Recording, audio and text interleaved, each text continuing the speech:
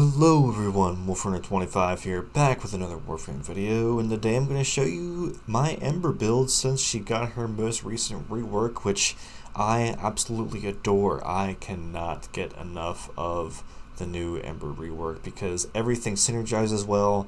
She's got survivability now, you can take her on endurance runs. She is just an absolute powerhouse of DPS and consistent damage over time. And there's lots of things that can synergize with her. You can also be somewhat of a support class with one of her augments. To put simply, I'm currently on a endurance run of my own right now. I'm in a Meso survival on Venus. My time marker is 66 minutes, so I've made it pretty far, and I'm playing solo right now. If you want the build and you want everything that I use with it on this run, I'll leave it on the timestamp on the screen now. But first, let's find out just how long I actually can last solo with my Ember build. So, let's continue.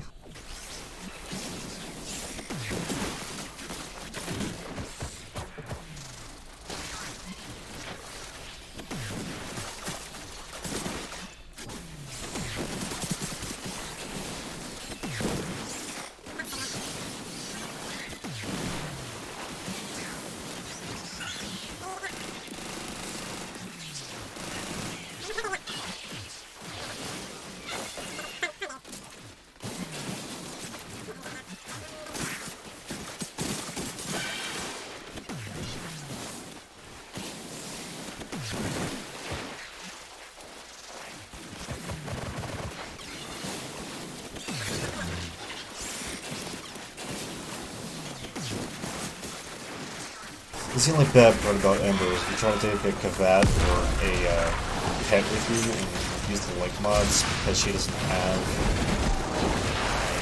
like a lot of the health. Your pet's not gonna last very long. You suck!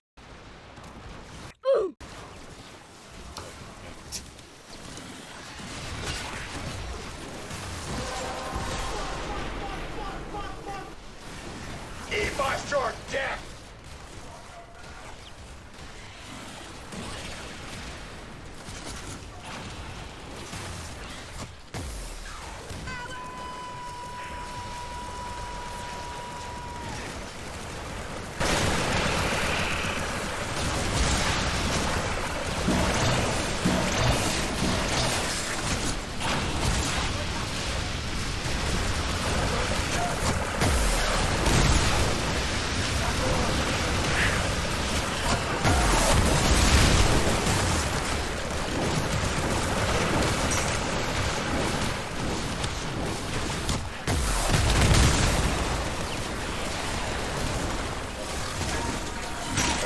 Out here. That was my last revive.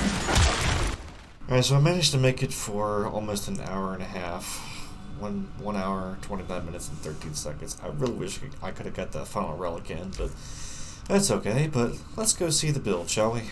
So this is the build with Prime Continuity, Hunter Adrenaline, Prime Flow, Umbral Intensify, Umbral Vitality, Floating Expertise, Transient Fortitude, and Adaptation.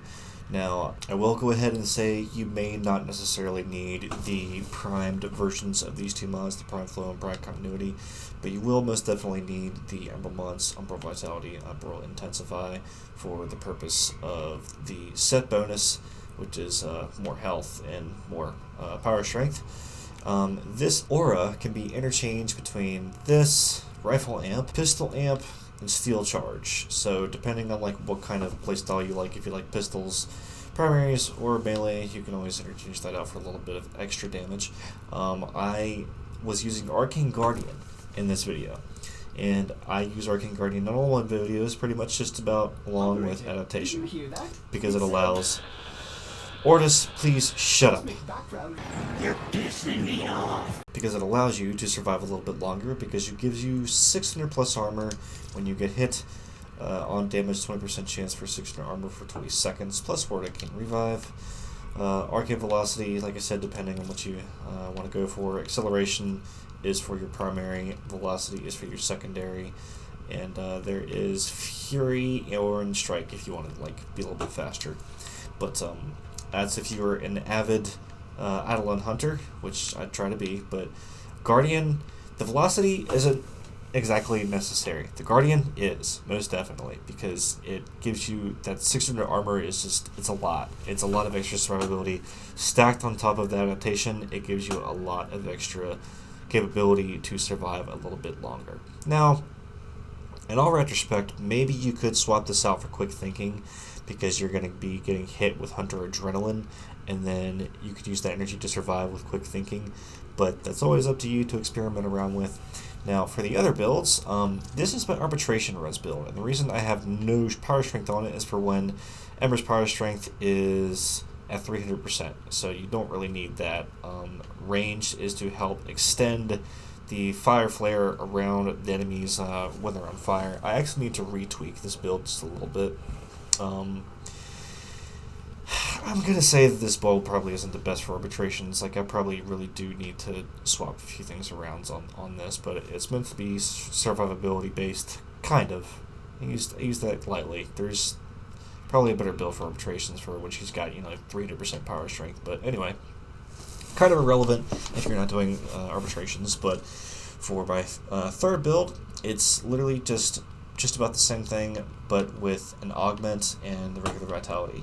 So Immolated Radiance, Immolation Augment. Allies within affinity range will receive 50% of Immolation's damage reduction. So you can be a little bit of a support class. You can be a little bit of a helpful, somewhat tank to your allies, and give them a little bit of a damage reduction, kind of like with Gara's Glass, which, now that I think about it, they could just make it to where you could cast her second ability on them and like maybe make it cost more energy or whatever, but this is my build for that. And like I said, you can always swap around your aura if you so choose. Velocity, Guardian, pretty much simplistic, but that's all for her build. If you want to see the weapons that I used in this run, it is as follows: Ignis Wraith, the Shathatron 3000, aka my Rattleguts kit gun from Fortuna, and my Schlong Reincarnate, which is the Plague Kiwar Zaw, which you get from the Plague Star event, which I highly suggest keeping track of when that event comes back, because this is probably one of the most overpowered weapons in the game, with conditioner load, even though critical chance has made a major comeback. So definitely experiment with that. But here's the build for the Ignis Wraith. I have a Riven on it, Ignis, Toxidex, plus weapon recoil, status chance, and toxin, so it does a lot of damage for heat and corrosive. I could have run my Corpus Flesh build, which was a lot of gas damage, but anyway, onto the kit gun. My Rattleguts Riven has plus slash, crit damage, minus status duration, 88 rolls on that Riven if you couldn't see that already. Roll Diffusion, Pistol Pestilence, Scorch, Lethal Torrent, Hornet Strike, Prime Pistol Gambit, Prime Target Cracker for, critical chance, critical multiplier, and all this jazz. A little bit of status, gas and radiation, so that way we could deal some good amount of gas damage to the Corpus in that run. As far as my Plague Kiwar Zaw goes, I have a Plague Kiwar Croniana Riven on it, plus attack speed and melee damage, so it gives me a lot of extra attack speed. Prime Fury, Voltaic Strike, Fearless Scourge, Vicious Frost, Prime Pressure Point, Condition Overload, Healing Return. This will allow you to gain more health. So that's it for the weapons. As far as my Tenno goes, this right here, this freaking class right here, is going to help you out a lot because of Protective Dash. Protective Dash, allies hit by Void Dash are granted immunity from damage for 5 seconds and healed over 60% per 5 seconds. So, effectively, you can be your own healer type class just simply by using Vazarin with your Tenno. I always highly suggest people max out this tree, this skill tree, because Protective Dash is just it's so incredibly good. And as for my companion, I was using my new Vaska Kavat. The Vaska Kavat has an ability called Transfusion. When its master is bleeding out, the Vaska Kavat sacrifices 20% of its health to raise them. So, effectively, it kind of makes you immortal. Kind of.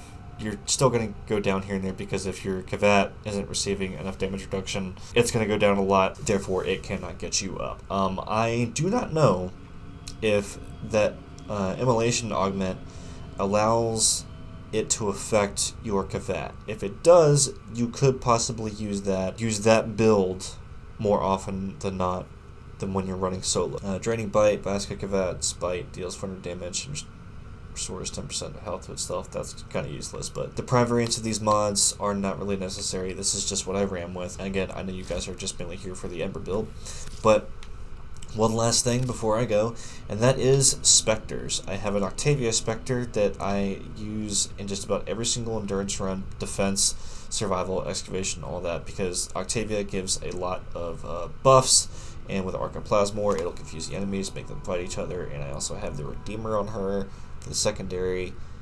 I think it's the Prisma Angstrom, if I'm not mistaken.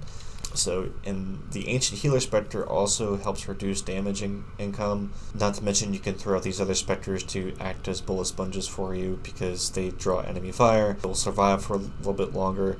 You can have your Clone, you can have Corrupted Bombard Spectre, you can get them from Barry, you can get them from all the different factions. But one last look at the build, guys. If you have any comments or questions, please leave them in the comments section below. I stream every single Sunday and Wednesday. I give away tons of stuff. I'm on the Xbox One platform. I try to make as many build videos and just discussion videos as I can. I'm still early on the YouTuber, so if you want to help me out, please click that subscribe button. It'll help me out a lot.